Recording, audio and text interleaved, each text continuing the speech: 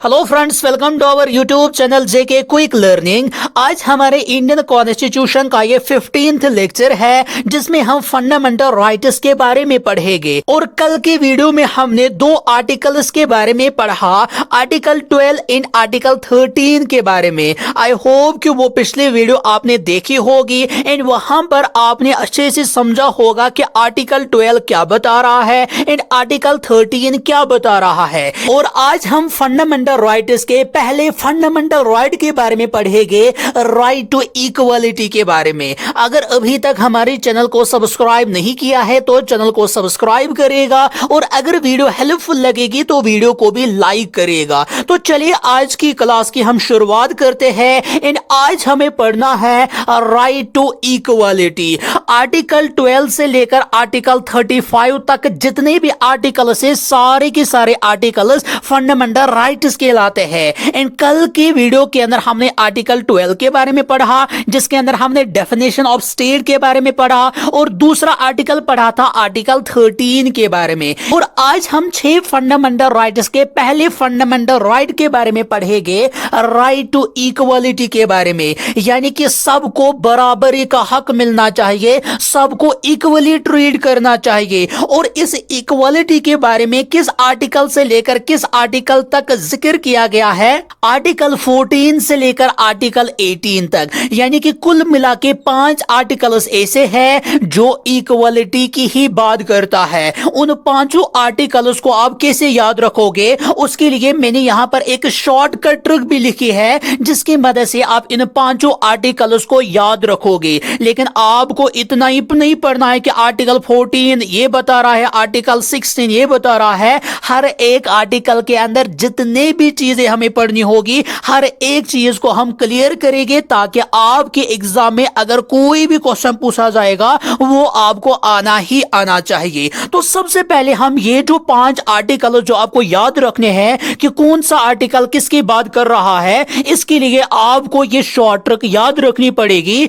वो shortcut trick क्या है, लॉ रिमूव्स डाउट। अब यहां पर जो लॉ है इसका अलग मतलब है, डी का अलग मतलब है, ओ यू एन टी का इनका अलग अलग मतलब है। 5 आर्टिकल्स इसकी मदद से आप याद रख सकोगे। तो सबसे पहले हम यहां पर देखेंगे आर्टिकल 14 क्या बता रहा है, इक्वालिटी बिफोर लॉ। यानी कि कानून के नजरों में सारे के सारे लोग बराबर होते हैं, चाहे कोई अमीर हो या गरीब हो। हर एक आर्टिकल के बारे में हमें अलग से पढ़ना है और आज की वीडियो के अंदर हम खाली आर्टिकल 14 को ही समझेंगे। लेकिन फिलहाल के लिए आप 5 के 5 आर्टिकल्स के शॉर्ट ट्रिक से याद रखोगे 5 के 5 आर्टिकल्स के अंदर कौन कौन सी चीज बयान की गई है। तो याद रखोगे आर्टिकल 14 क्या बता रहा है, इक्वलिटी बिफोर लॉ। तो यहां पर पहला ही है लॉ।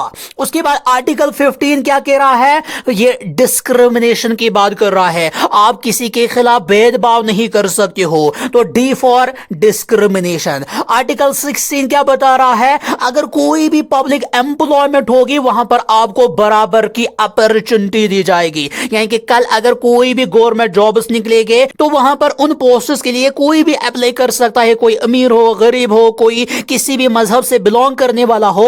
लेकिन जैसे ही हम आर्टिकल 16 के अंदर पहुंचेंगे वहां पर हम इसकी कुछ एक्सेप्शंस भी पढ़ेंगे। यहां पर जितने भी आर्टिकल्स हमें पढ़ने हैं ओवरऑल हर किसी आर्टिकल के अंदर कोई ना कोई एक्सेप्शन है। जैसे हम पढ़ेंगे इसके अंदर कि यहां पर जो भी गवर्नमेंट की तरफ से अलग अलग पोस्ट्स निकलते हैं उनके लिए अलग अलग क्राइटेरिया होते हैं। इसका मतलब यह है कि हर एक इंसान अगर वो 10वीं फेल भी होगा तो वो उस पोस्ट के लिए अप्लाई नहीं कर सकता है। या यहां पर रिजर्वेशन की बात हम करेंगे, जैसे हम वहां पर पहुंचेंगे वो तो वहां पर ही देखेंगे। फिलहाल के लिए आप खाली याद रखो कि कौन सा आर्टिकल किसकी बात कर रहा है। आर्टिकल 7 यहां पर अनटचेबिलिटी की बात कर रहा है एंड आर्टिकल 18 यहां पर ये टाइटल जो पुराने जमाने के अंदर महाराजा राजा वाजा अपने टाइटल्स नाम रखते थे ये सारे के सारे अब रखना हिंदुस्तान के अंदर एलो नहीं है। तो इसकी बात की गई है आर्टिकल 18 के अंदर। अब आपने इस स्ट्रोक की मदद से क्या याद रखा, लॉ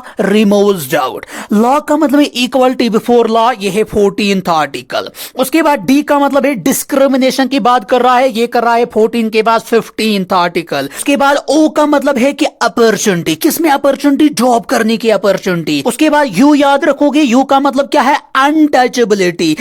बी यहाँ पर साइलेंट ही है, तो यहाँ पर बी के साथ कोई लेना देना नहीं है। टी का मतलब है abolition of titles. That means इसको आप बार बार रिवाइज करोगे।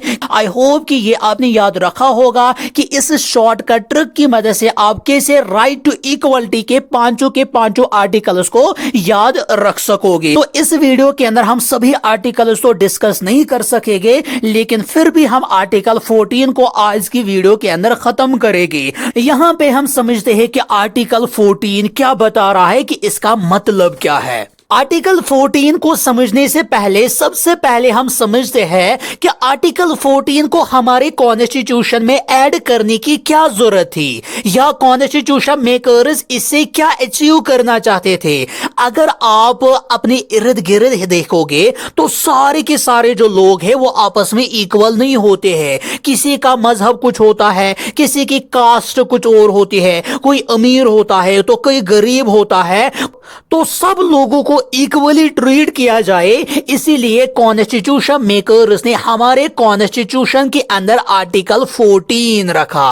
अब यहां पर जो हमारे कॉन्स्टिट्यूशन के अंदर आर्टिकल 14 है, इसके अंदर दो कंसेप्ट्स बयान किए गए हैं। ये दो कंसेप्ट्स ही समझोगे तो आर्टिकल 14 तब जाके समझ में आ जाएगा। शॉर्टकट में भी याद रखोगे, लेकिन कभी कभार डायरेक्टली ये नहीं पूछा जाता है कि इक्वलिटी बिफोर लॉ ये कौन से आर्टिकल के अंदर लिखे हैं। नहीं, कभी कभार इसके अंदर से क्वेश्चन पूछा जाता है, इसलिए आप यहां पर किसी भी चीज को स्किप नहीं करोगे। मेहनत करनी है, मुझे पता है कि इन चीजों की वजह से काफी ज्यादा लेंथी हो रहा है ये, लेकिन एक एक चीज को अगर सीख के रखोगे तो आपको आने वाले हर एक एग्जाम के अंदर ये बहुत ज्यादा फायदेमंद साबित होगा। तो यहां पर आर्टिकल 14 क्या है, इसके अंदर दो कंसेप्ट्स की बात की गई है। सबसे पहला है इक्वलिटी बिफोर लॉ, दूसरा है इक्वल प्रोटेक्शन ऑफ लॉ। तो सबसे पहले हम समझेंगे कि इक्वलिटी बिफोर लॉ का मतलब क्या है। इक्वलिटी बिफोर लॉ का मतलब यह है कि सारे के सारे लोग कानून के नजरों में बराबर है। कोई अमीर है, कोई गरीब है, कोई प्राइम मिनिस्टर है, कोई आम इंसान है, तो सारे के सारे लोगों को यहां पर कानून के नजरों में बराबर देखा जाता है। यानी कि अगर कोई इंसान कोई जुर्म करेगा, कोई आम इंसान कोई जुर्म करेगा, तो अगर उस जुर्म पर उसको 10 साल की सजा होगी। अगर उसी टाइम कोई मिनिस्टर भी यहां पर वो जुर्म करेगा, उसको भी बराबर वही सजा होगी जो कि एक आम इंसान को सजा होगी। तो यहां पर इक्वलिटी बिफोर लॉ का मतलब यही है, क्या कि सारे के सारे जो लोग हैं वो कानून के नजरों में क्या होते हैं, इक्वल, बराबर होते हैं। किसी को कोई खास हक दिया ही नहीं जाएगा, यानी कि ये अमीर है चलो इसको थोड़ा सा माफ कर लेते हैं, नहीं, यहां पर सारे के सारे लोगों को बराबरी ट्रीट किया जाएगा। अब जो क्वेश्चन में पूछा जाता है वो इंपॉर्टेंट है। ये जो इक्वलिटी बिफोर लॉ हमारे आर्टिकल 14 के अंदर है, इसका कंसेप्ट कहां से लाया गया है, किस कंट्री के कॉन्स्टिट्यूशन से। इक्वलिटी बिफोर लॉ को ब्रिटिश कॉन्स्टिट्यूशन से लाया गया है, यानी कि इसका जो ओरिजिन है वो ब्रिटिश कॉन्स्टिट्यूशन के अंदर किया गया है। और हमारे कॉन्स्टिट्यूशन के अंदर भी इस इक्वलिटी बिफोर लॉ को ब्रिटिश के कॉन्स्टिट्यूशन से लाया गया है। एंड ये जो इक्वलिटी बिफोर लॉ है ये एक नेगेटिव कंसेप्ट है। नेगेटिव एंड पॉजिटिव कंसेप्ट नीचे आके हम देखेंगे, तो इन दोनों को हम अभी आराम से समझेंगे। फिलहाल के लिए याद रखोगे कि इक्वलिटी बिफोर लॉ ये एक नेगेटिव कंसेप्ट दिखाता है। इक्वल प्रोटेक्शन ऑफ लॉज क्या बताता है, ये हमारे इसी आर्टिकल 14 के अंदर दूसरा कंसेप्ट है।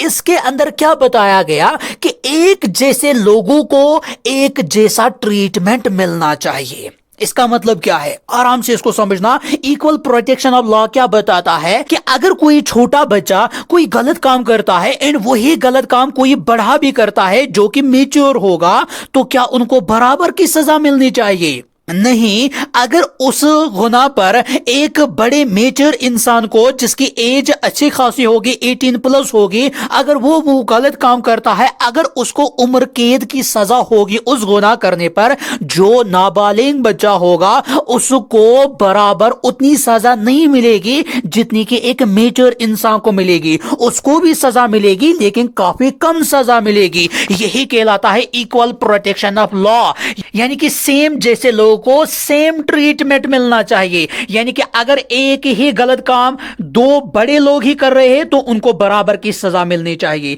लेकिन अगर यही गलत काम कोई छोटा बच्चा कर रहा है, कोई बड़ा भी कर रहा है, यहां पर जो छोटा बच्चा है उसको बराबर उतनी सजा नहीं मिलती है। तो यह कहलाता है इसका पॉजिटिव कंसेप्ट। पॉजिटिव कंसेप्ट का मतलब क्या है, यहां पर थोड़ी सी फर्क रखी गई है क्योंकि यह एक अच्छी चीज है। क्योंकि पहला इक्वालिटी बिफोर लॉ क्या बता रहा है, कोई छोटा है कोई बड़ा है सबको बराबर की सजा दो, लेकिन यह क्या बता रहा है, इक्वल प्रोटेक्शन ऑफ लॉ। यह भी हमारे कॉन्स्टिट्यूशन के अंदर रखा गया है। इसीलिए अगर हम देखेंगे जो नाबालिग बच्चा होता है उसको वही सजा बराबर नहीं मिलती है जो एक मेच्योर इंसान को मिलती है, क्योंकि हमारे कॉन्स्टिट्यूशन के अंदर है इक्वलिटी प्रोटेक्शन ऑफ लॉ भी है, इक्वलिटी बिफोर लॉ भी है। तो आई होप कि यह समझ में आया होगा आपको कि इक्वल प्रोटेक्शन ऑफ लॉ का मतलब क्या है। यानी कि सेम कंडीशन पर या एक जैसे लोगों को एक जैसा ही ट्रीटमेंट मिलना चाहिए। इसका मतलब क्या है, यह हमारे कॉन्स्टिट्यूशन का एक पॉजिटिव कंसेप्ट है क्योंकि इसके अंदर थोड़ी सी फर्क तो रखी गई है, इसलिए यह कहलाता है एक पॉजिटिव कंसेप्ट है। एंड यहां पर कोई फर्क ही नहीं रखी गई है, कोई कुछ भी है, कोई छोटा है कोई बड़ा है कोई बूढ़ा है, सबके लिए बराबर रखा गया है। तो इसलिए इसको कॉन्स्टिट्यूशन का एक नेगेटिव कंसेप्ट माना जाता है। किसको, इक्वलिटी बिफोर लॉ को। एंड इक्वलिटी बिफोर लॉ का कंसेप्ट कहां से लाया गया, यह ब्रिटिश कॉन्स्टिट्यूशन से लाया गया। लेकिन इक्वल प्रोटेक्शन ऑफ लॉ कहां से लाया गया, इसका कंसेप्ट यूएसए के कॉन्स्टिट्यूशन से लाया गया। यह एग्जाम में पूछा जाता है। और क्या पूछा जाता है, इक्वलिटी बिफोर लॉ ये पॉजिटिव कंसेप्ट को दिखाता है, नेगेटिव कंसेप्ट को। इक्वल प्रोटेक्शन ऑफ लॉ किस कंसेप्ट को दिखाता है, पॉजिटिव कंसेप्ट को। और दोनों को किस किस कंट्री से लाया गया है, यह एग्जाम में अक्सर पूछा जाता है। आई होप कि दोनों आपको समझ में आए होंगे। इक्वलिटी बिफोर लॉ और इक्वल प्रोटेक्शन ऑफ लॉ का मतलब क्या है, ये दोनों चीजें हमारे आर्टिकल 14 के अंदर बयान की गई है। उसके बाद हम यहां पर देखेंगे रूल ऑफ लॉ। ये रूल ऑफ लॉ क्या है,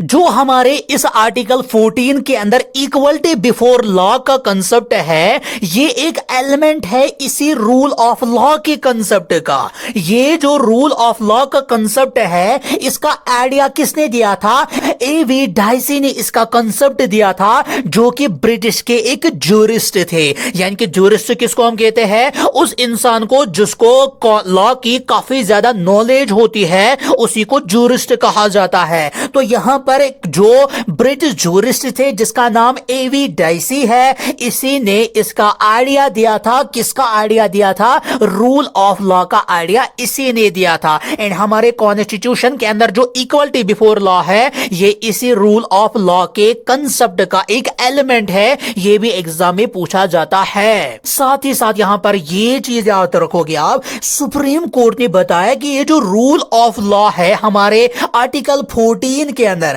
रूल ऑफ लॉ हमारे कॉन्स्टिट्यूशन के अंदर उस पर क्या लिखे हैं, इक्वलिटी बिफोर लॉ। कंसेप्ट दोनों का सेम है। सुप्रीम कोर्ट ने यहां पर क्या बताया, जो रूल ऑफ लॉ हमारे आर्टिकल 14 के अंदर है, ये हमारे कॉन्स्टिट्यूशन का बेसिक फीचर है। बेसिक फीचर होने का मतलब यह है कि आप अगर चाहोगे, आप अपने कॉन्स्टिट्यूशन के अंदर अमेंडमेंट करने की वजह से भी इस चीज को आप कॉन्स्टिट्यूशन के अंदर बदलाव नहीं ला सकते हो। जहां पर भी देखोगे आप ये बेसिक फीचर ऑफ कॉन्स्टिट्यूशन, आप आगे जाके बार बार देखोगे।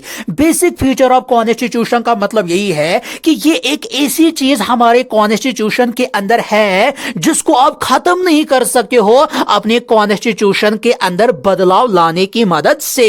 अमेंडमेंट का मतलब क्या है, वो हमने ऑलरेडी देखा था। यानी कि कोई भी अमेंडमेंट, कोई भी बदलाव आप कॉन्स्टिट्यूशन के अंदर नहीं ला सकते हो जिसकी मदद से आप इस रूल ऑफ लॉ को खत्म करोगे। तो याद रखोगे, ये जो रूल ऑफ लॉ है, ये basic feature of Indian constitution है। उसके बाद हम यहां पर देखेंगे एक्सेप्शंस टू द इक्वालिटी। यहां पर जो इक्वालिटी हमारे इस आर्टिकल 14 के अंदर है, यहां पर इसके लिए कुछ एक्सेप्शंस रखी है। यानी कि ये जो इक्वलिटी है ये कोई एब्सोल्यूट नहीं है, यहां पर कुछ एक्सेप्शंस है। क्या एक्सेप्शंस है इसको आप अच्छे से समझना कि इस आर्टिकल 14 के अंदर, जिसके अंदर बताया गया कि कानून के नजरों में सारे के सारे लोग इक्वल है, और उसके बाद बताया गया कि इक्वल प्रोटेक्शन ऑफ लॉ, कि सेम टाइप के लोगों को सेम टाइप का ट्रीटमेंट मिलना चाहिए। तो यहां पर हम देखेंगे फिर क्या एक्सेप्शंस इसके अंदर है। तो याद रखोगे आप, अभी तक जो पढ़ा वो मोस्ट इंपॉर्टेंट है। अब एडिशनल इंफॉर्मेशन के लिए आप ये चीजें भी ध्यान में रखोगे,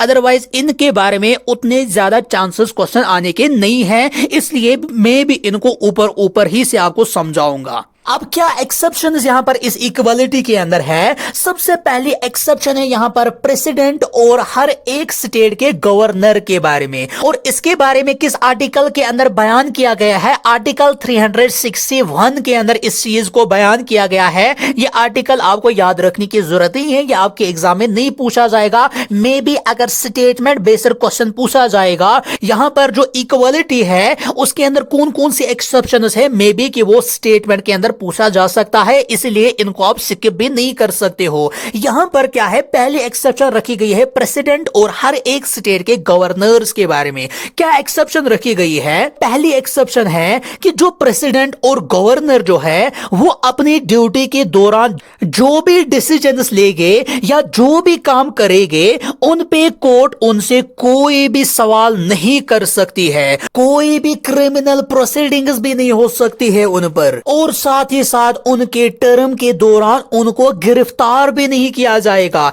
यानी कि अगर प्रेसिडेंट या गवर्नर को 5 सालों के लिए चुना गया है, इन 5 सालों के दौरान उनको अरेस्ट तक भी नहीं किया जा सकता है। और साथ ही साथ यहां पर याद क्या रखोगे, अगर कोई भी मेंबर ऑफ पार्लियामेंट कुछ बोलता है पार्लियामेंट में, या वो किसी को वोट देगा किसी भी मामले में, इस पर कोर्ट उनके खिलाफ कोई मुकदमा नहीं चला सकती है। और अगर पार्लियामेंट या स्टेट लेजिस्लेचर पर भी कोई रिपोर्टिंग करता है, कोई न्यूज पब्लिश करता है, वो न्यूज अगर सही होगी उस पर भी कोर्ट कोई भी मुकदमा नहीं चला सकती है कि आपने इसके बारे में क्यों न्यूज पब्लिश की है। तो ये कुछ एक्सेप्शंस है जो कि हमारे इस इक्वालिटी के अंदर रखी गई है। आई होप कि यहां तक आपको सब कुछ समझ में आया होगा।